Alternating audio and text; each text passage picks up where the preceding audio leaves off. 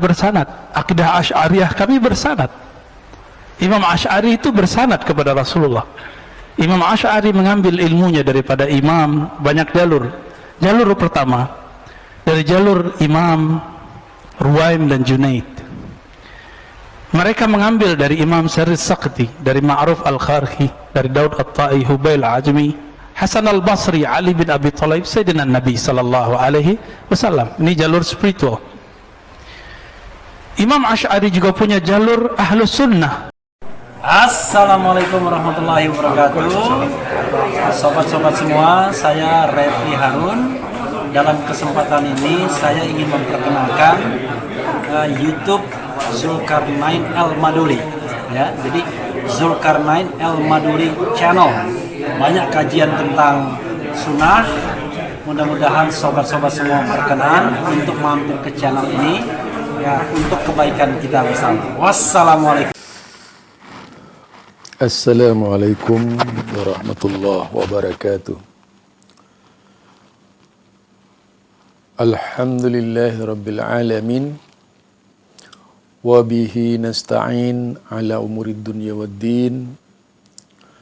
Wailu yawma idil lil mukadzibin alladzina yukadzibuna biyaumiddin wa ma yukadzibu bihi illa kullu mu'tadin asim. Allahumma salli ala Muhammad wa ala ahli baitihi wa ala azwajihi wa dzurriyyatihi ajmain. Fa inna ahsanal kalami kalamullah wa khairul huda huda Muhammad sallallahu alaihi wasallam wa syarrul umuri muhdatsatuha fa inna kulla muhdatsatin bid'ah wa kulla bid'atin dhalalah wa kulla dhalalatin finnar. Ini orang banyak yang ngaku bersanad, sedangkan mereka tidak mengerti bersanad.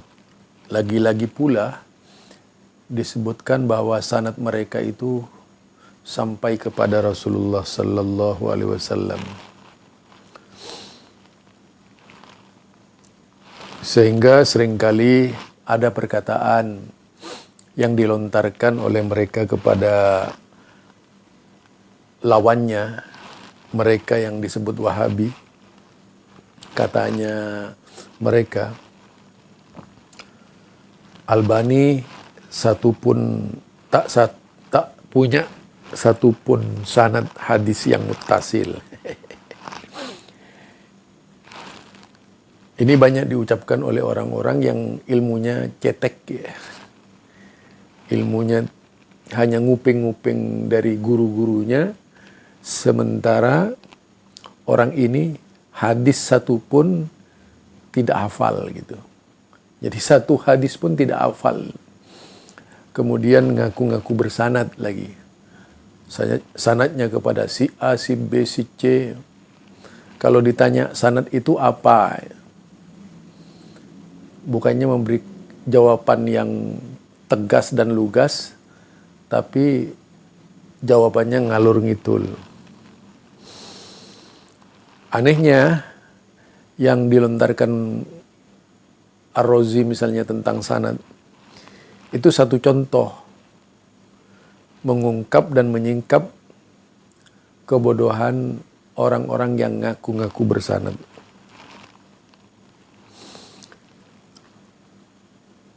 Padahal sanad itu berkaitan dengan hadis Nabi.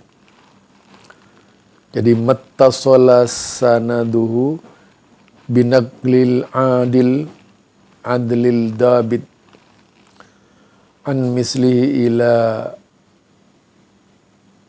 yaitu muntahahu min ghairi sudut wala illah. Itu di antara mendefinisikan hadis sahih dulu ya, yaitu hadis yang sanadnya bersambung dengan penukilan perawi yang adil dan dhabit kuat hafalannya. Jadi adlil dabit, yang adil, dan dabit kuat hafalannya. Yaitu an mislihi, dari yang semisalnya, ila muntahahu, sampai ke puncaknya, min ghairi syudud, tanpa adanya sad, wala illah, dan illah yaitu penyakit cacat, ya. Itu pengertian hadis sahih.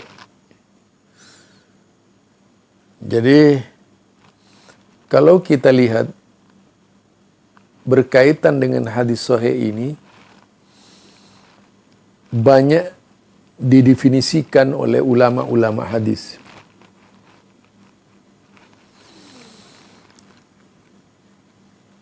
Ibnu Sirin juga berkata, lam yakunu yas'aluna 'anil isnad. Mereka dahulu tidak bertanya tentang isnad.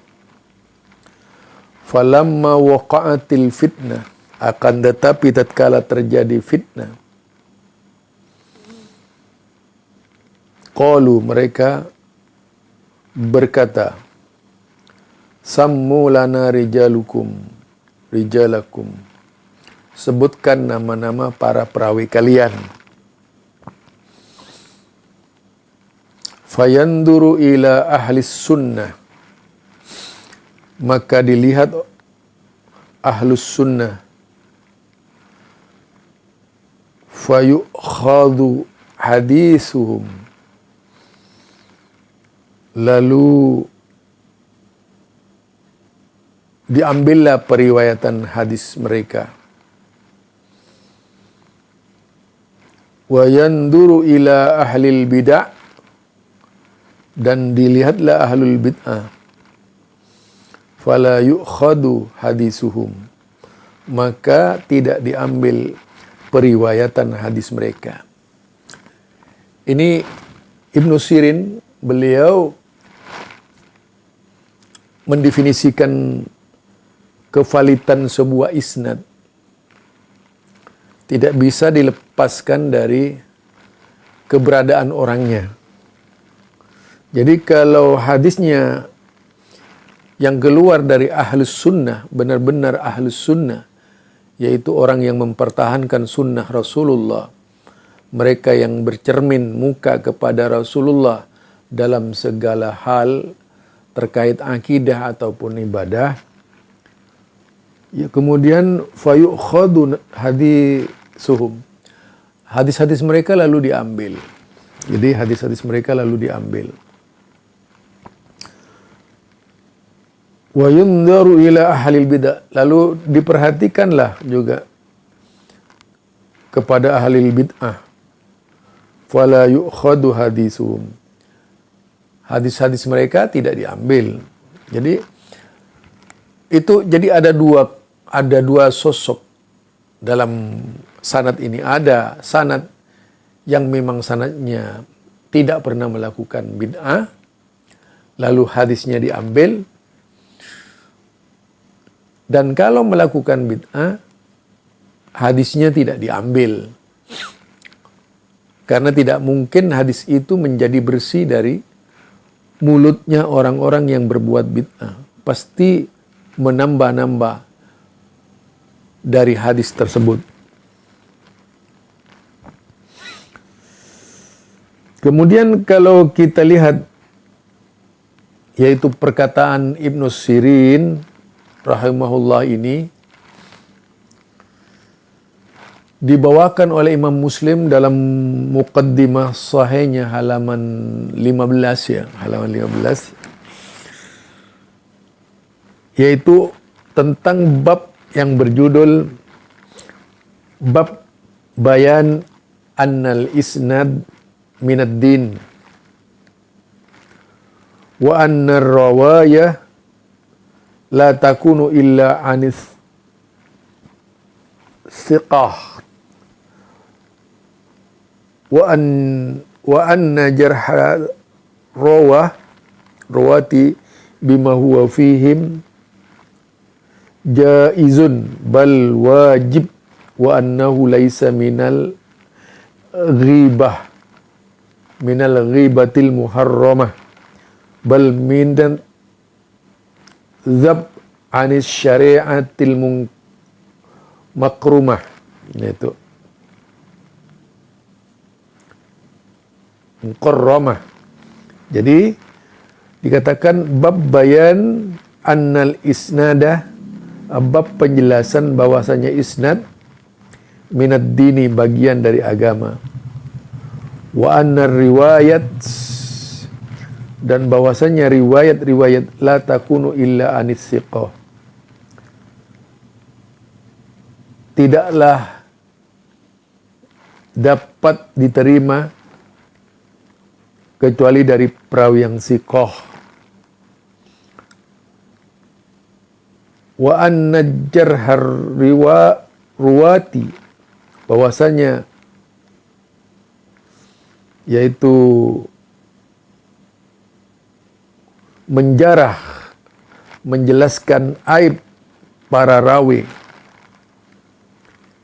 jaizun, boleh, bal wajib, bahkan wajib, annahu laisa minal ghibah, dan hal itu bukan dari ghibah muharramah, bal dab anis syari'atil mukarramah, bahkan merupakan bentuk pembelaan terhadap syariat yang mulia. Jadi bukan ghibah. Kalau membicarakan sekarang, lalu bagaimana mungkin orang ngaku bersanad tetapi perbuatannya bid'ah, akidahnya nyeleneh dan aneh-aneh, tak masuk akal gitu. Artinya karena terlalu banyak mempermainkan akal. Nah, di dalam kitab Imam Bukhari ini jelas sekali sindiran kepada orang-orang yang ngaku bersanad dalam bidang fikih, bersanad entah kapan bilangnya bersanad itu. Sudah jelas-jelas perbuatan bid'ah yang diamalkan, masih saja ngaku bersanad itu. Itu lucu. Bagaimana mungkin dalam ilmu hadis itu, kalau sudah cacat dari sisi amalia sehari-hari seorang periwayat hadis, itu akan dipandang cacat, akan dipandang gagal di dalam menyampaikan hadis itu. Jadi apa yang dikatakan oleh Imam Muslim ini, yaitu bab bayan, bab penjelasan annal isnad minad dini, bahwa isnad itu, sanad-sanad itu bagian dari agama. Wa annar riwayat, dan bahwasanya rawi-rawi la takunu illa anis siqah, melainkan dari orang-orang yang siqah. Wa anna jarhar riwayat, dan celaan terhadap rawi-rawi bima huwa fihim, dalam hal menyampaikan hadis-hadis Nabi itu jaizun, boleh, bal wajib, bahkan wajib. Nah sekarang coba, kalau seperti Ar-Razi yang jelas-jelas perbuat bid'ah, kemudian sanadnya penuh dengan bid'ah, masih saja dikatakan dia orang bersanad. Itu mencelakai agama namanya. Jadi merusak agama itu orang-orang yang ngaku bersanad. Ya, taruhlah Idrus Ramli bersanad. Amalannya bid'ah, bagaimana bisa dikatakan bersanad ya?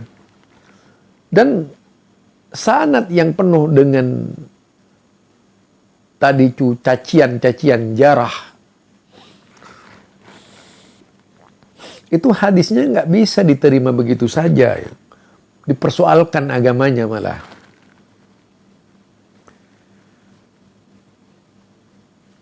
Jadi ada perkataan Ibnu Mubarak yang disalahgunakan oleh sebagian orang. Al-isnad minad din.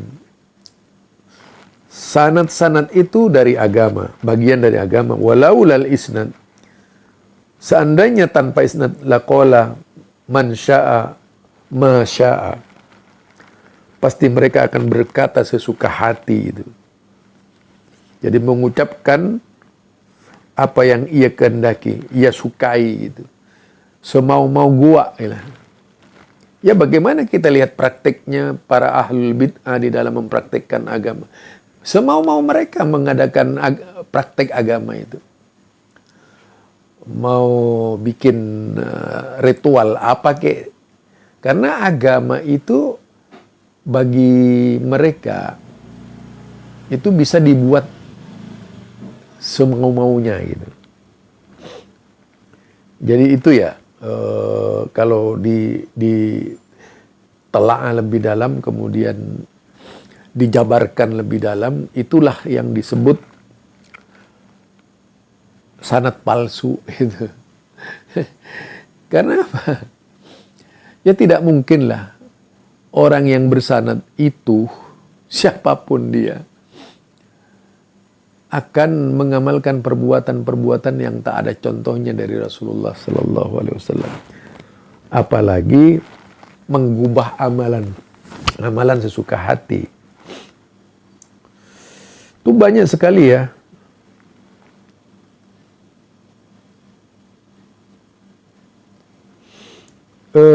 Yang pertama kita melihat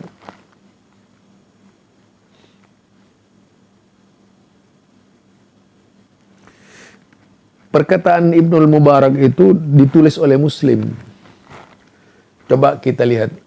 Nah, ini potongan yang kemudian dipotong oleh kelompok orang yang ngaku-ngaku bersanad.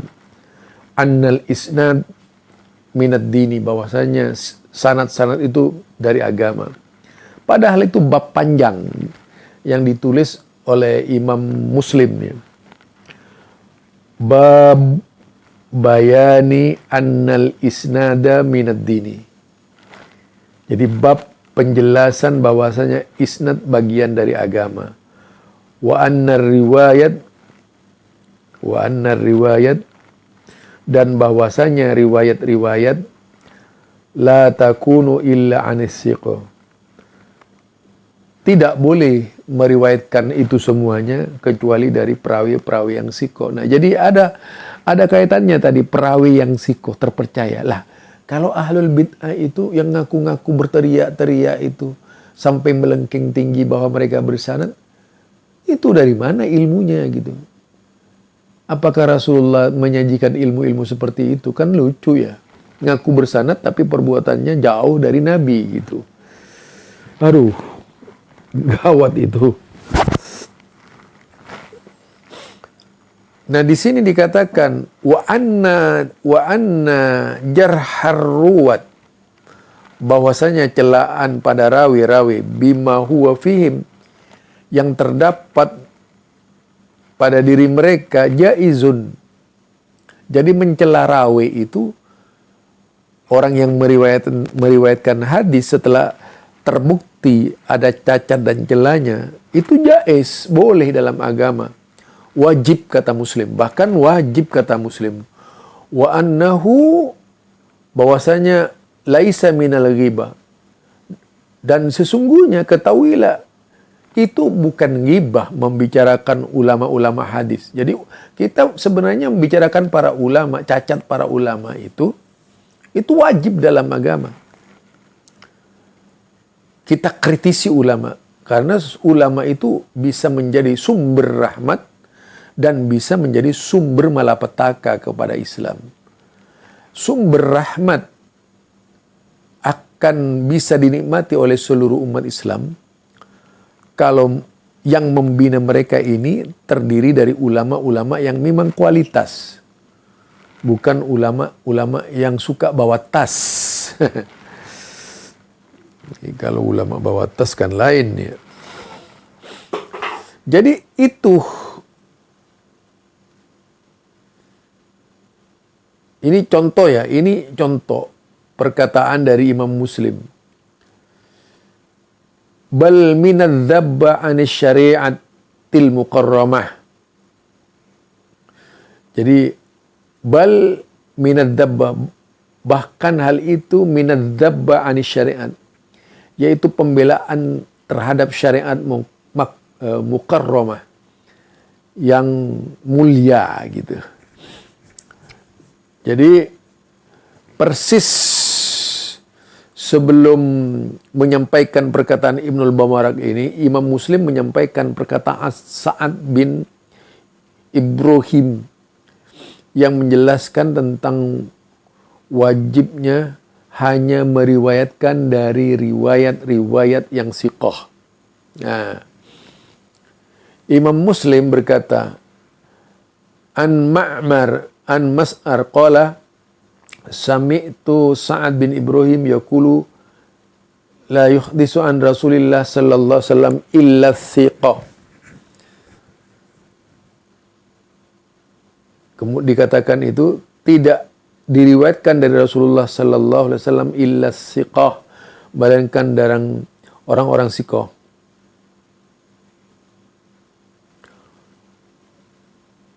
Wa haddatsani Muhammad bin Abdullah bin Qakhrada min ahlil maru qala sami'tu Abdan bin Osman yaqulu sami'tu Abdullah bin al-Mubarak yaqulu al-isnad minad din walaula al-isnad laqala man syaa ma syaa. Jadi itu erat kaitannya dengan hadis. Jadi bukan sanad-sanad yang sekarang kadang-kadang ada yang mengijazahkan seenaknya, padahal ilmunya ilmu tahlilan misalnya. Itu dikatakan bersanad. So, ya, lucu itu, lucu-lucu banget. Lucu-lucu ngeri gitu. Jadi banyak sekali perkataan.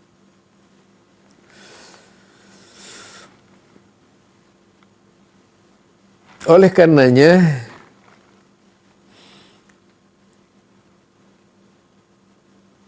tak layak seorang muslim ini ngaku bersanad tapi yang dikerjakan aneh-aneh, yang diamalkan dalam hidupnya yang aneh-aneh. Barangkali ini saja dari saya. Yang jelas sanad itu bisa dilihat, orang yang bersanad itu bisa dilihat dari amalannya. Jadi kalau amalannya ahlul bid'ah itu sanadnya dari mana? Gitu. Ngaco itu kalau ngaku-ngaku bersanad ya. Mungkin bikin sanad sendirilah sesuai sesuka hati mereka gitu. Subhanakallahumma wa bihamdika asyhadu an la ilaha illa anta astaghfiruka wa atubu ilaik.